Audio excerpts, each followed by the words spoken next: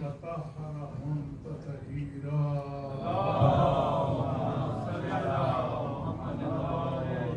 ولعنة الله على أعدائهم وناصب حقوقهم ومنكر فضائلهم من يوم عداوتهم إلى يوم الدين.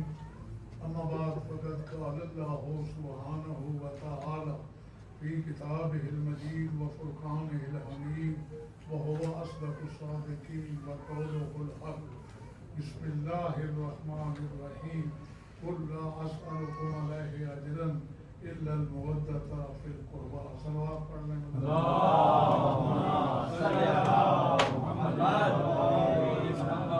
سب سے پہلے میں یہ دعا کرتا ہوں اللہ کے کائنات کہ محمد وآل محمد آپ حضرات کی اس محنت کو بارگاہ ختم مرتبت اور بارگاہ صدق اکبر اجر جزیل کے ساتھ قبول فرمائے. جن احباب نے مجھ سے پہلے آپ سے خطاب کیا اللہ تبارک و تعالیٰ ان کی توفیقات میں اضافہ فرمائے اور ان کے گلہائے عقیدت کو اجر جزیل کے ساتھ قبول فرمائے. اور اس کے بعد میں یہ امید کرتا ہوں کہ جو بہت تھوڑا سوال جتنا مجھے بتایا گیا اس سے 1 منٹ بھی آگے نہیں وہ میں آپ کو عرض کروں. بڑی توجہ ہے آپ حضرات کی رحمت دوں. آپ بڑے خلوص کے ساتھ تعاون کے ساتھ توجہ کے ساتھ سماعت فرمائیں گے. تو یہ آپ حضرات جانتے ہیں آج کی یہ اس وقت کی مجلس 2 مخصوصیاں پیغمبر اکرم صلی اللہ علیہ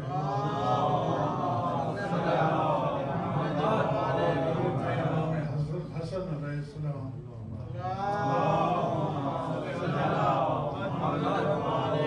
اندازہ کریں کہ اگر پیغمبر اکرم کے متعلق کچھ بیان کرنے کی کوشش کی جائے تو حضور کی خلقت پہ روشنی ڈالی جائے, حضور کی ولادت پڑھی جائے, حضور کی 40 سالہ وہ زندگی پیش کی جائے جسے حضور نے بطور تبلیغ دنیا کے سامنے اپنی سیرت کو شریعت سے پہلے بطور کلمہ اور دین کے پیش کیا. تو جو ہے نا آپ حضرات کی پھر حضور کی بعثت جس میں حضور نے لوگوں کو بتایا اور اس راز پر سے پردہ ہٹایا کہ یہ جو عرب سمجھتے ہیں میں عربی ہوں لیکن ان جیسا نہیں, میں بھی عرب ہوں مگر ان جیسا نہیں. اب انہیں کون بتائے ان جیسا نہیں مجھ جیسا کوئی بھی نہیں. صلوات پڑھنے بلند آواز سے. ایک ہی ہستی ہے جسے اللہ نے ان تو کنزن مخفیہ وعبد ان عرفا. تو ایک ہی ہستی ہے جسے اللہ تبارک و تعالیٰ نے اپنے تعارف کے لیے پیدا کیا. تو جو ہے نا حضرات کی اپنے پہچان کے لیے پیدا کیا.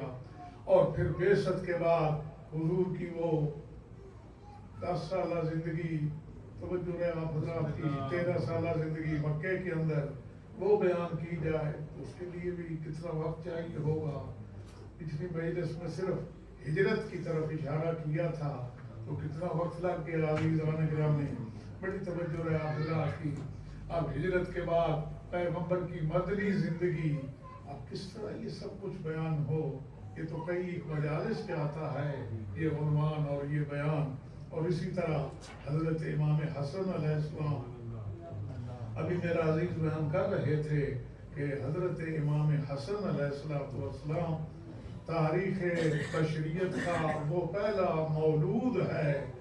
آپ نے نجیب الطرفین دیکھے ہیں سنے ہیں جس کی ماں بھی یعنی ننہال بھی شرفا ہوں اور ددہال بھی شرفا ہوں یعنی عظیم 2 خاندان اتفاق سے دونوں خاندان شادی کی بنیاد پہ جڑ گئے اور اس کے بعد جو نتیجے میں اولاد ہوئی اسے لوگ کہتے ہیں نجیب الطرفین.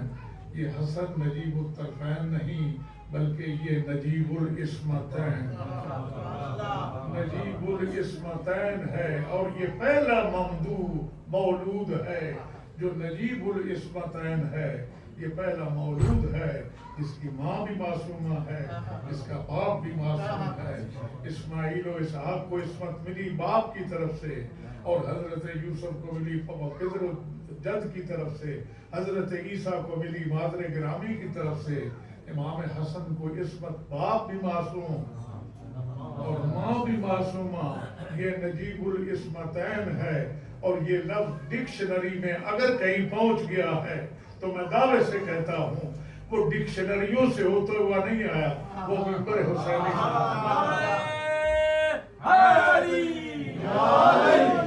وہ ڈکشنریوں سے نہیں، وہ منبر حسینی سے آیا ہے۔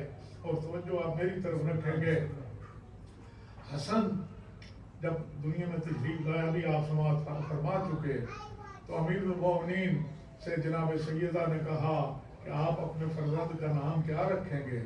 تو حضور نے عرض کیا، اے بنت رسول، جب پیغمبر موجود ہے تو ہم کیوں نام رکھیں گے؟ جب پیغمبر کے پاس آئے، پیغمبر نے ایک جملہ کہا تو میں پڑھتا ہوں، سمجھنا آپ کا کام ہے۔ پیغمبر فرماتے ہیں، علی مبارک ہو، اللہ نے آپ کو فرزند ارجمند سے نوازا۔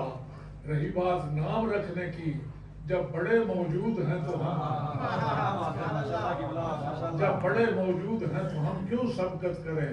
تو اس کا مطلب یہ ہے، پیغمبر نے اس بڑے کی طرف اشارہ کیا جس کی بڑائی کا ہر وقت اعلان ہوتا ہے۔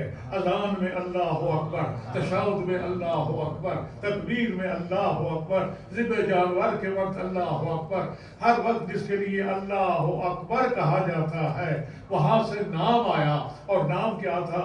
اس کا نام حسن رکھا جائے، اور آج تک حسن نام کا کوئی مولود دنیا میں توجہ رہے حضرات۔ اور میں آپ حضرات کی ضیافت طبع کے لیے عرض کروں، محمد سے پہلے کوئی محمد بھی نہیں تھا، علی سے پہلے کوئی علی بھی نہیں تھا، حسن سے پہلے کوئی حسن بھی نہیں تھا، حسین سے پہلے کوئی حسین سے پہلے کوئی حسین بھی نہیں تھا۔ لگتا ہے اللہ نے یہ مخصوص ہستیوں کے نام بھی پردے میں رکھے ہیں تاکہ ان سے پہلے کوئی سبقت ایک صلوات پڑھ لیں۔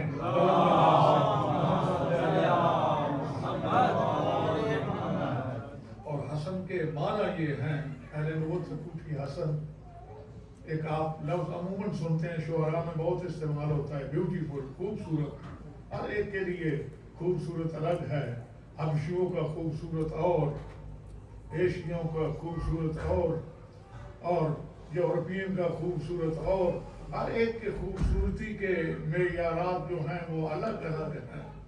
حسن، آپ دنیا کے کسی بھی حسین کا ذکر کریں، اس کے ساتھ کوئی نہ کوئی اف لگی ہوگی، اگر لگی ہوگی، یہ بہت خوبصورت ہے، لیکن اگر تھوڑا حد بھی اونچا ہوتا یہ بہت خوبصورت ہے، مگر اگر رنگ نکھرا ہوا ہوتا یہ بہت خوبصورت ہے، مگر اگر آنکھیں ایسی ہوتی، یہ ہر خوبصورت کے ساتھ، حتیٰ کہ یوسف جس کے حسن کے چرچے دنیا میں مشہور ہیں اس کے ساتھ بھی ہے، اس لیے کہ جب زلیخا نے کہا جب یوسف سے زلیخا سے پوچھا کہ تو آج خود جو رفتہ ہو گئی تھی وجہ کیا تھی؟ کہا یوسف تیرا حسن دیکھا، اس کے بعد اپنے آپ سے گزر گئی تھی، پھر اپنے آپ کی ہوش نہ رہی۔ اور یوسف کہتے ہیں زلیخا اگر آخری نبی محمد مصطفیٰ کو دیکھتی تو کیا کرتی؟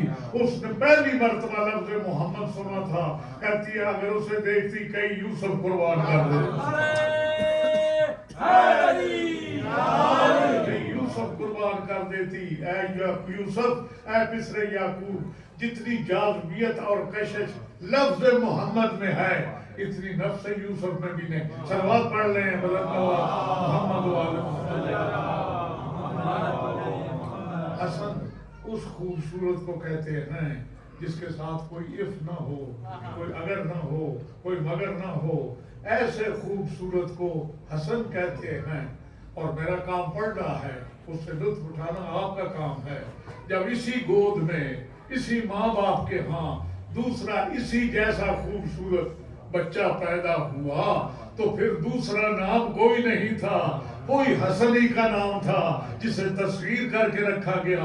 حسن بڑے جمیل کو کہتے ہیں، حسین چھوٹے حسن کو کہتے ہیں۔ صلوات پڑھ لیں بلند آواز۔ حسین کا معنی چھوٹا حسن، حسین کا معنی چھوٹا، ایک صلوات پڑھ لیں بلند آواز سے محمد۔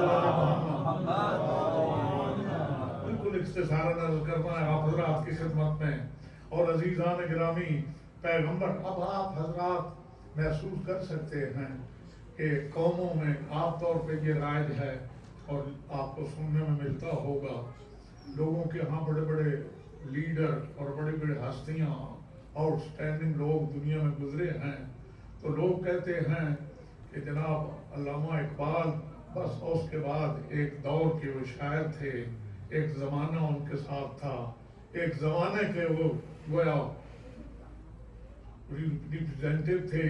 اب عزیزان گرامی لوگ کہتے ہیں اسی طرح آپ ایرانیوں سے پوچھیں تو آپ کہتے ہیں امام خمینی جیسے لوگ صدیوں کے بعد، تو ایسا ہی ہے نا، امام خمینی جیسے لوگ صدیوں کے بعد پیدا ہوتے ہیں۔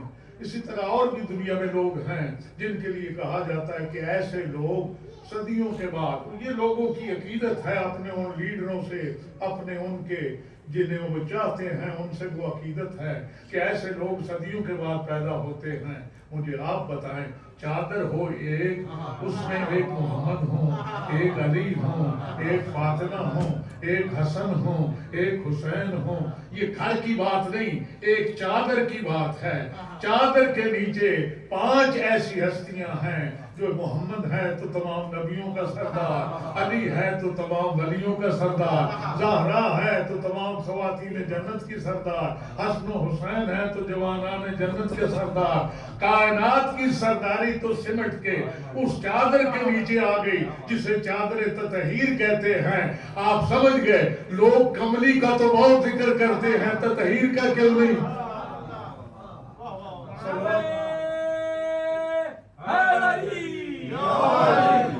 جو ہے نا آپ حضرات کی کملی کا بہت ذکر کرتے ہیں، مگر تطہیر کے لیے اس لیے کو انہیں معلوم ہے، بہت ساری چیزیں لوگوں کو معلوم ہیں، اب انہیں وہ چھپاتے رہیں، لوگوں کی نظروں سے اوجھل رکھتے رہیں، اوجھل کرتے رہیں۔ یہ 14 سینچریوں سے ہوتا آیا ہے، اور اب تو خیر میں عرض کروں گا حضرات کی خدمت میں، اب بہت ساری چیزیں یہ جو آپ کی جیب میں ہے چھوٹا سا ٹیلی فون، اس کے ذریعے سے دنیا کے سامنے آ گئی ہیں۔ میں نے ایک عرصہ ہو گیا اس ممبر پہ آ کے خدمت کرتے ہوئے، مگر میرا اپنا زندگی بھر کا تجربہ ہے، ہم اپنے مسلمان بھائیوں کی محبت میں اپنے ممبر پر سے ہمیشہ یہ پڑھتے رہے ہیں۔ آج 28 صفر ہے، امام حسن کی شہادت کا دن ہے اور پیغمبر اکرم کی وفات کا دن ہے۔ ہم وفات پیغمبر شہادت حسن کے عنوان سے پڑھتے رہے، کسی نے بس لوگوں کی دل آزاری نہ ہو، اس لیے کہ ان کے نام ان میں کچھ شامل ہیں، کچھ ان سے تعلقات ہیں۔ ہم نے یہ نہ پڑھا کہ پیغمبر کی بھی شہادت ہے، حالانکہ ہمارے ائمہ علیہ السلام، حضرت امام محمد باقر علیہ السلام اور امام محمد تقی علیہ السلام کا ایک فرمان ملتا ہے، انہوں نے اپنے چاہنے والے سے کہا کہ ہمارے آقا مولا علی ابن ابی طالب نے اپنے زمانے کے ایک بہت بڑے شخص سے کہا، تو نے قرآن مجید میں پڑھا ہے لا تحسبن الذین قتلوا فی سبیل اللہ اموات، جو اللہ کی راہ میں قتل کیے جائیں انہیں گمان بھی نہ کرو کہ وہ مردہ ہیں، وہ شہید ہیں اور اللہ کے ہاں سے وہ رزق پاتے ہیں۔ پیغمبر اکرم مردہ نہیں، وہ شہید ہیں، وہ اس دنیا سے اپنی طبی موت سے نہیں گئے، شہادت۔ ایک صلوات پڑھ لیں محمد وآل محمد۔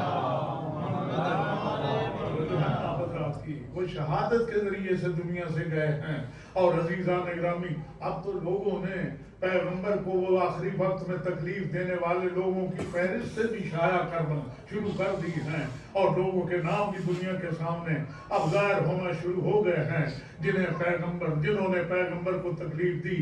مگر اصل بات ابھی بھی بہت دور ہے۔ جس دن پیغمبر نے کہا تھا، اور بڑی ساری دنیا یہ جانتی ہے، پیغمبر جو فرما رہے ہیں بالکل ٹھیک ہے، پیغمبر فرما رہے ہیں میرا وقت قریب آ گیا ہے، میرے پاس میرے خالق کا قاصد آ جائے اور میں اس کی آواز پہ لبیک کہہ جاؤں۔ میں نے بڑی محنت کی، مشرکوں کو دین سکھایا، بت پرستوں کو حق پرستی بتائی، لات و منات کے ماننے والوں کو اللہ کا تعارف نصیب کیا، میں نے اپنا وطن چھوڑا، میں نے تکلیفیں برداشت کی، میں نے پیٹ کے اوپر پتھر باندھے، اور اس دین کی خدمت اور خاطر کے لیے کیا کیا مصیبت تھی، وطن بھی قربان کیا، عزیزوں کی قربانیاں بھی دیں۔ عزیزان گرامی، میں نہیں چاہتا کہ میرے بات کو میں ایک ہی لمحے کے اندر، جس طرح یدخلون فی دین اللہ افواجا یخرجون من دین اللہ افواجا، دین خدا سے فوج ہو کے نکلنا شروع ہو جاؤ۔ میں تمہارے لیے انتظام کر جاتا ہوں. بس جس طرح اللہ نے فرما اِنَّا هَدَيْنَاهُ النَّجْدَيْنِ، ہم نے اس کو دونوں راستے دکھا دیے ہیں، اما شاکرا و اما کفورا، چاہے وہ شکر کا راستہ اختیار کرے چاہے وہ کفر کا راستہ اختیار کرے. ہم نے اس کے سامنے دونوں راستے رکھ دیے ہیں.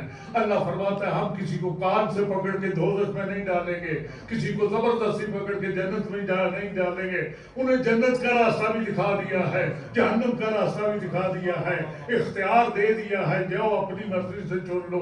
اب جنت میں جانے والا اپنے قدموں سے چل کے جائے گا، دوزخ میں جانے والا کوئی زبردستی اسے نہیں کھینچے گا، وہ اپنے قدموں سے چل کے جائے گا. اب آپ محسوس کر سکتے ہیں دوزخ کی طرف جانے والے کس طرح قدموں سے چل چل کے جا رہے ہیں. جس قوم کو پیغمبر کے بعد 6 میل کے اوپر جو سائن ملا تھا وہ یزید کا تھا، وہ اس وقت بھی نہ سمجھے کہ ہم غلط راستے پہ آ رہے ہیں. آج 14 سینچریاں گزرنے کے بعد بھی اس کے وکیل ابھی تک دنیا میں موجود ہیں، تو یہ اپنے قدموں سے چل کے جائیں گے. جس دن پیغمبر نے یہ کہا تھا میں تمہیں بے وارث چھوڑ کے نہیں جاتا، میں 2 چیزیں چھوڑ کے جا رہا ہوں، اللہ کی کتاب اور اپنی اہل بیت. اگر ان دونوں کے ساتھ متمسک رہو گے کبھی گمراہ نہ ہوگے. تمہارے ایک ہاتھ میں دامن اہل بیت ہو، دوسرے ہاتھ میں دامن قرآن ہو، تم سیدھے جنت میں چلے جاؤ گے. اور فرمایا دیکھو میں جا رہا ہوں، مجھے پہلے یہ بتاؤ الستُ اولیٰ بکم من انفسکم، کیا میں تمہارے نفسوں پہ اولیٰ بے تصرف نہیں ہوں؟ تمہاری اپنی جانوں کی نسبت تم سے زیادہ تو پہ حق نہیں رکھتا ہوں؟ قالوا بلی، سب نے کہا ہاں یا رسول اللہ، ہماری جان کیا چیز ہے، آپ اس سے زیادہ ہم پہ حق رکھتے ہیں. فرمایا اللہم تو گواہ رہنا، انت مولائی، تو میرا مولا ہے، انا مولا المومنین، میں مومنوں کا مولا ہوں. فمن کنت مولا ہو فہذا علی المولا، جس کا میں مولا ہوں اس کا یہ علی مولا ہے. جس دن پیغمبر نے دنیا کو علی کے لیے کہا اس دن دنیا ایک انتہائی زبردست قسم کی غلط فہمی میں مبتلا ہو گئی. وہ سمجھے کہ علی ابن ابی طالب کو تو پیغمبر کوئی حکومت دے کے جا رہے ہیں، بڑا کوئی شہنشاہ بنا کے جا رہے ہیں، بڑا کوئی اقتدار دے کے جا رہے ہیں، بڑی دولت کی ریل بیل دے کے جا رہے ہیں. ان کے دماغ میں حکومت تو آئی مگر رسالت نہ آئی کہ پیغمبر دین علی کے حوالے، قوم علی کے حوالے. جس دن پیغمبر دنیا سے اٹھ گئے تھے، اب آپ مجھے بتائیں، یہاں ہاتھ رکھ کے بتائیں، جس دن پیغمبر دنیا سے اٹھ گئے تھے ساری قوم آ کے پیغمبر کی تدفین کرتی اور علی کو اسی طرح امام اور قائد رہنما مانتی جس طرح کل تک پیغمبر کو مانتی رہی تھی. دین میں کوئی آمیزش ہوتی، دین میں کوئی خرابی ہوتی، دین میں اسی وقت خرابیاں شروع ہوئی جب قوم کا اعتبار پیغمبر سے اٹھ گیا. اب میں کس طرح پڑھوں، اس کے لیے ایک بہت بڑا جگر چاہیے. مجھے رب کعبہ کی قسم، من کنت مولا کے بعد اس قوم نے پیغمبر کا کوئی حکم نہیں مانا، ہر حکم کے سے سرتابی کی، ہر حکم کی نافرمانی کی. بس قوم کا نبی پر سے اعتبار اٹھ گیا، ہمارا اس قوم سے اعتبار اٹھ گیا. توجہ نہیں، آپ توجہ نہیں، پھر ایک صلوات پڑھ رہے ہیں. ہمارا اس قوم پر سے ہی اعتبار اٹھ گیا. ہم چھوٹے سے چھوٹا مسئلہ بھی ہو ہم کبھی نہ پوچھیں گے کہ فلاں صاحب کا کیا فتویٰ ہے، فلاں کا کیا فتویٰ ہے. گھر میں جھاڑو دینے سے لے کے، توجہ، کپڑے بدلنے سے لے کے، حجامت بنانے سے لے کے، غسل خانے کے استعمال سے لے کے، قبر کے کفن دفن تلقین تک ہم نے جتنے احکام لیے یا محمد سے لیے یا آل محمد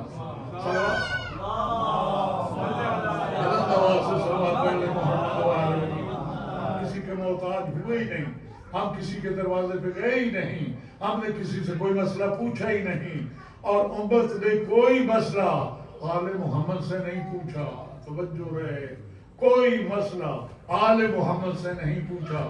آپ دنیا کی فقہ دیکھ لیجئے، دنیا کے لٹریچر دیکھ لیجئے، دنیا کے مذاہب کا صرف ریسرچ کر لیجئے، آپ کو ملے گا فلاں مسئلہ فلاں کا یہ حکم ہے، فلاں کا یہ حکم ہے، فلاں کا یہ حکم ہے. آج لوگ پوچھتے ہیں اگر آدمی کو دوسری اور تیسری رکعت میں شک ہو جائے تو کیا کرنا چاہیے؟ مالک نے یہ کہا، شافعی نے یہ کہا، احمد بن حنبل نے یہ کہا.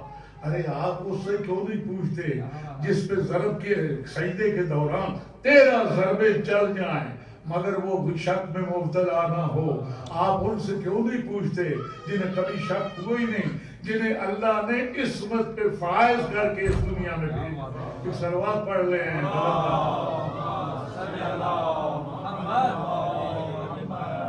جب پیغمبر نے کہا کاغذ قلم دوات لاؤ، لوگوں نے انکار کیا اور کہا ہمیں کتاب خدا ہی کافی ہے۔ اس سلسلے میں مزید وضاحت نہیں کروں گا، نہ اس وقت دامن وقت میں گنجائش ہے، مگر یہ کتنی بے قسمتی کی بات ہے کہ وہ جو رحمت للعالمین ہے اس کو بھی یہ کہنا پڑا قوموا انی، مجھ سے نکل جاؤ، دور ہو جاؤ۔ اب یہ کتنی مشابہ ہے بات اس کے جس طرح پروردگار نے کہا تھا سجدہ آدم کے وقت فخر، توجہ ایک صلوات پڑھ لیں،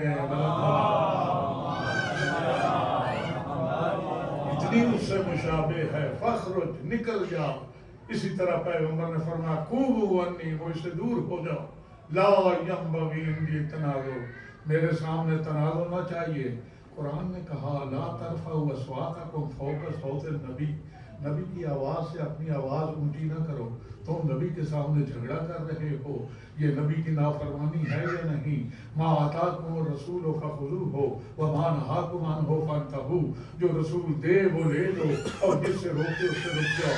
رسول تو 2 قیمتی تحفے دے کے جا رہا ہے، تمہیں دونوں کی ضرورت ہی نہیں، نہ اہل بیت کی ضرورت ہے نہ قرآن کی ضرورت ہے۔ جو دے رہا ہے وہ لے نہیں رہے اور جس سے روک رہا ہے اس سے روک نہیں رہے۔ عزیزان گرامی، ابھی شفاعت کی امید رکھ، صلوات پڑھ لے بلند آواز سے۔ زیادہ وقت نہ لوں آپ حضرات کا، وہ پیغمبر دنیا سے یہ کہتا وہ اٹھ گیا کہ کس طرح جگر پڑتا ہے، کلیجہ منہ کو آتا ہے۔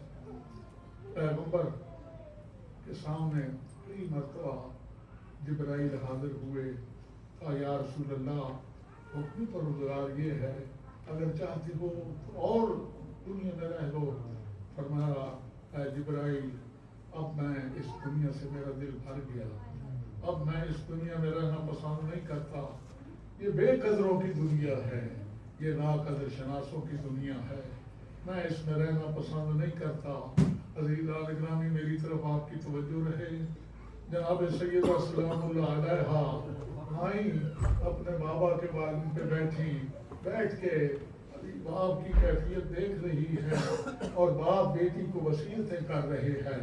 زہرا تیرا میں جب دیکھتا ہوں تیرا وہ عزت و وقار نہ رہے گا، زہرا تیری وہ مقام اور منزلت، میں تیرے استقبال کے لیے کھڑا ہوتا تھا، تو کھڑی رہے گی، لوگ تجھے یہ تک بھی نہ کہیں گے زہرا تھک گئی ہوگی۔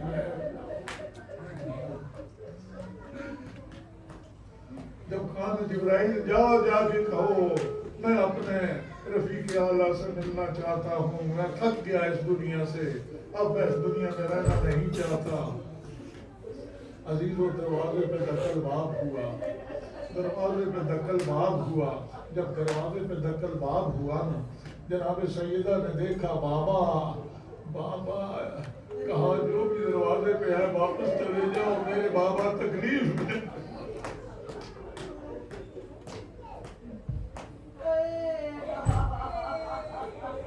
میرے بابا اس وقت تکلیف میں ہے، میرے بابا تکلیف میں ہے، جو بھی ہے واپس چلے جاؤ۔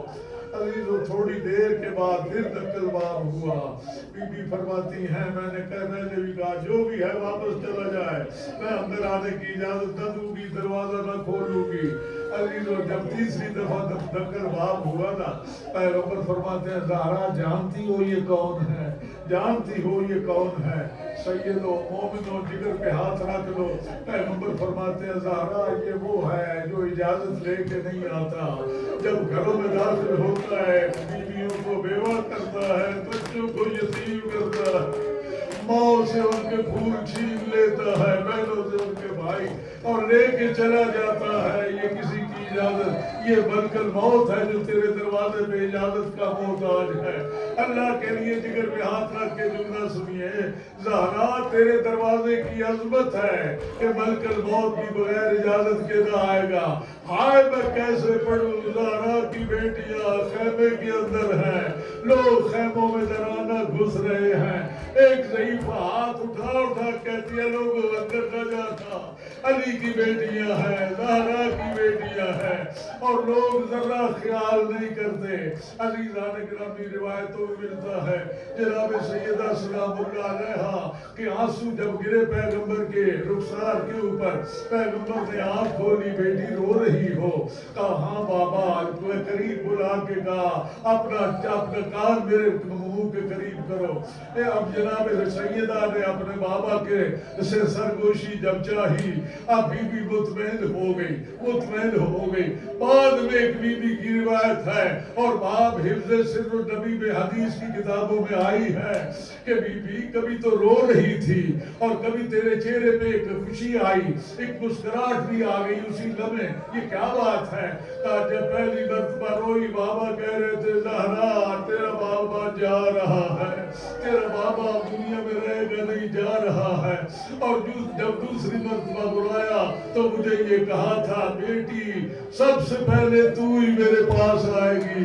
عزیزو پیغمبر تو دنیا سے اٹھ گئے اور ایک آواز بلند ہوئی. کیا ایک آواز بلند ہوئی؟ صبت علیہ مصائب لو انہا صبت علی الایام سرنا لیالیا, صبت علی الایام سرنا لیالیا.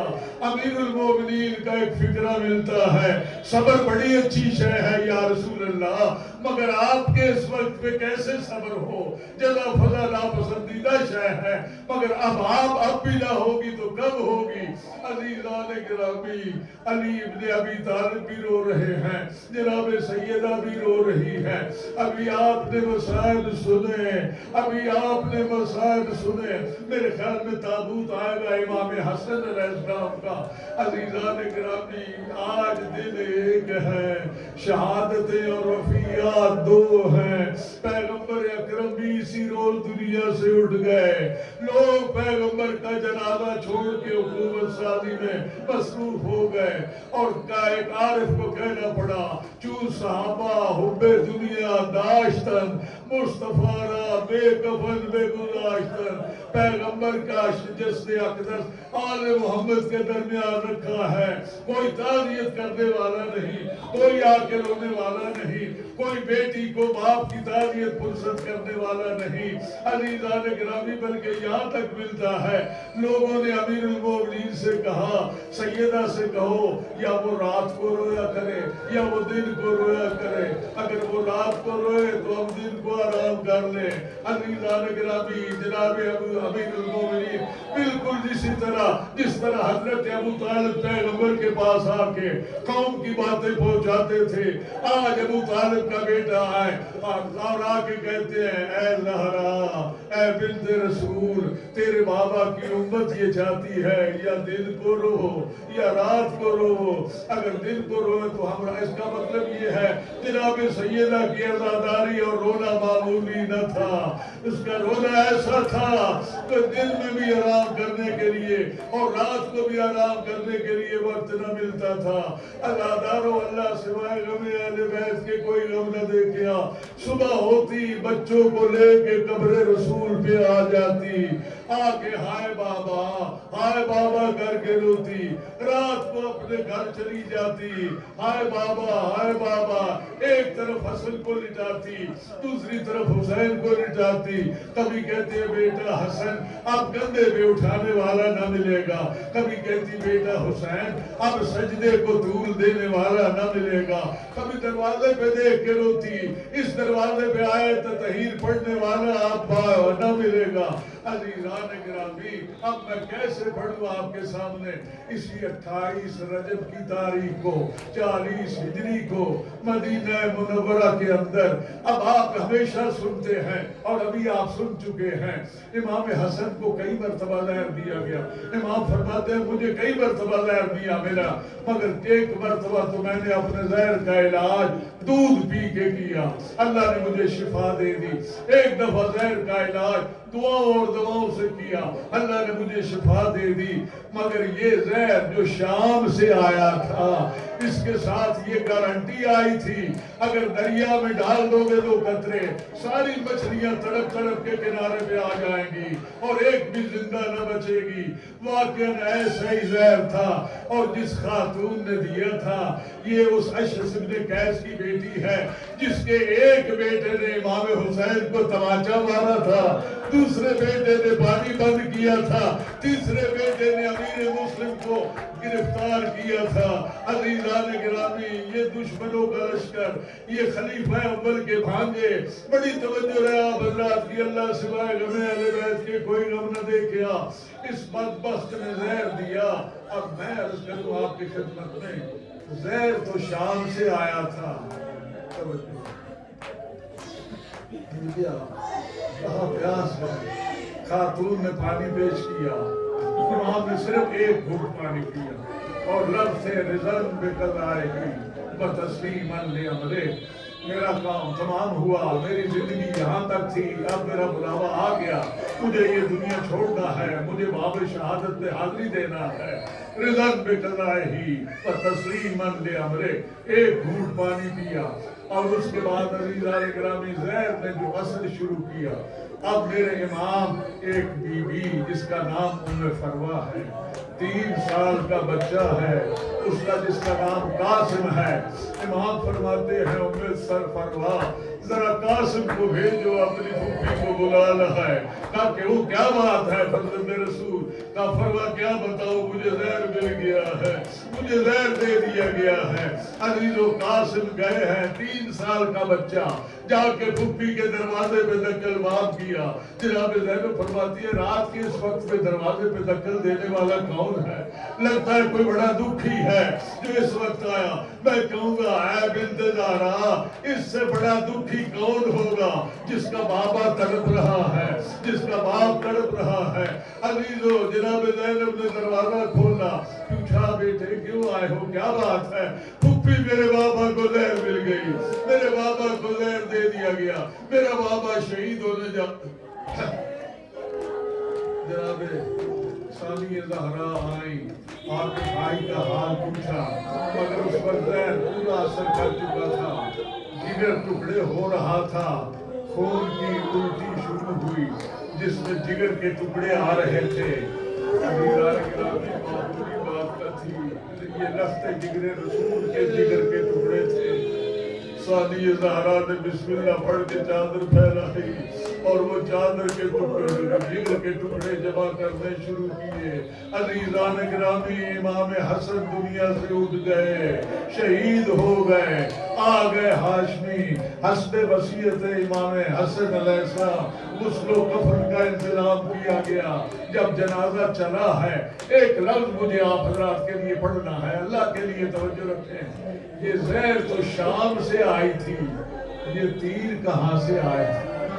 یہ بدن پہ لگنے والے تیر یہ شام سے نہیں آئے تھے یہ کوفے سے نہیں آئے تھے یہ سارے مدینے سے آئے تھے. اور امام قبر رسول پہ طواف اور زیارت کے لیے جا رہے تھے ورنہ جب وہاں کا دفن ہوتا ہے وہاں قبر تیار کی جاتی ہے.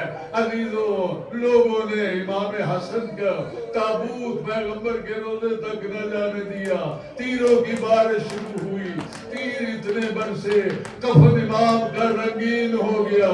جب کفن رنگین ہو گیا حضرت عباس تیزی کے ساتھ گئے میرا تلوار لے کے نکلے. امام حسین فرماتے ہیں غازی بھائی کیا معاملہ ہے؟ چلیے واپس رکھ دیجئے تلوار. اس نے واپس جنازہ لے کے آئے. اب آپ نے کبھی دیکھا کوئی جنازہ قبرستان سے واپس گھر آیا ہو؟ تاریخ بشریت کا یہ پہلا جنازہ ہے. عزیزان گرامی جو پھر دوسری مرتبہ گھر آیا اور آگے جب کفن رکھا گیا پہلے تو جناب سیدہ اپنے بھائی کے جگر کے ٹکڑے جمع کرتی رہی، اب ماں جائی اپنے بھائی کی لاش سے تیر نکال رہی ہے، بھائی کی لاش سے تیر نکال رہی ہے۔ ہمارے بعض آخر پڑھتے ہیں پیغمبر اکرم کے پاس جنت سے کچھ آئے تھے کفن، حضور نے وہ تقسیم کرنے شروع کیے، کہا یہ کفن میرے لیے آیا ہے، یا علی یہ رکھ لو، اسے فلاں کنویں کے پانی میں مجھے غسل دینا اور یہ کفن مجھے پہنانا، اور ایک کفن دیا، بیٹی زہرا تم بہت جلدی میرے پاس آ جاؤ گی، یہ کفن تیرے لیے ہے، اور ایک کفن علی ابن ابی طالب کو پیش کیا، یا علی یہ کفن تمہارے لیے ہے، یہ محفوظ کر لینا، جب کوفے میں شہید ہو جاؤ یہ کفن تمہیں پہنایا جائے، اور ایک کفن امام حسن کی طرف بڑھایا اور خاموش ہو گئے، عزیزان گرامی حسن کی طرف کفن بڑھایا خاموش ہو گئے، اس کے بعد پیغمبر نے کچھ کہا نہیں، دوسرا کفن بھی بڑھایا حسن ہی کی طرف بڑھا دیا، اب دیکھنے والا سوچتا ہے ننھے حسین کے لیے کوئی کفن نہ آیا، حسن کو 2 کفن دے دیے، عزیزو پیغمبر اکرم نے جو کفن دوسری مرتبہ دیا تھا وہ دوبارہ حسن کو پہنایا گیا، اور حسن کا تابوت اٹھا ماں کی قبر کے پاس آیا، میرا دل کہتا ہے ماں کی قبر سے آواز آئی ہوگی، آؤ میرے لال، آؤ میرے لخت جگر، آؤ میرے حسن، آؤ میرے جنت کے جوانوں کے سردار، آؤ میرے پیغمبر کے جگر گوشہ، آؤ میرے پیغمبر کے کندھوں پہ بیٹھنے والے، تابوت آئے گا، ایک مرتبہ تابوت کو کندھا دے کے مدینے کی طرف منہ کر کے کہنا سکھتے رسول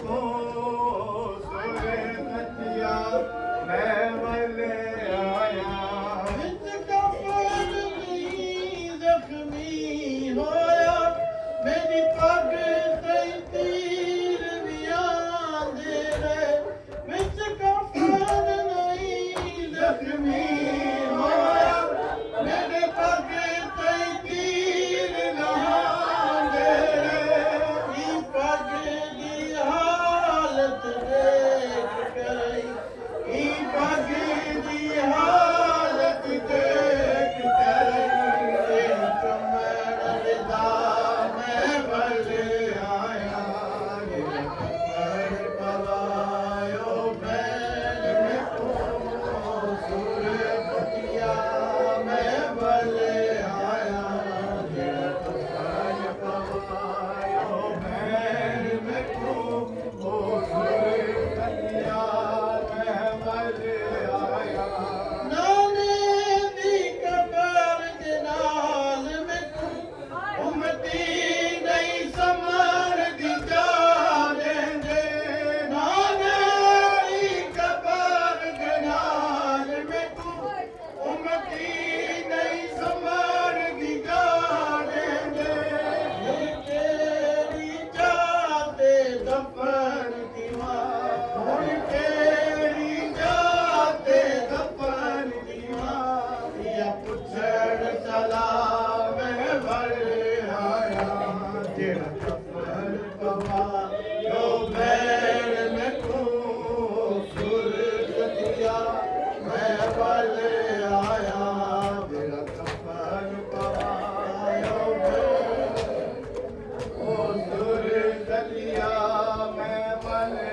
آیا امت مسموم دی میت اتے امت مسموم دی میت اتے دتے تیر وسا میں بھلے آیا جڑا کفن پوایو یا حسین یا حسین یا حسین یا حسین یا حسین یا حسین یا حسین یا حسین یا حسین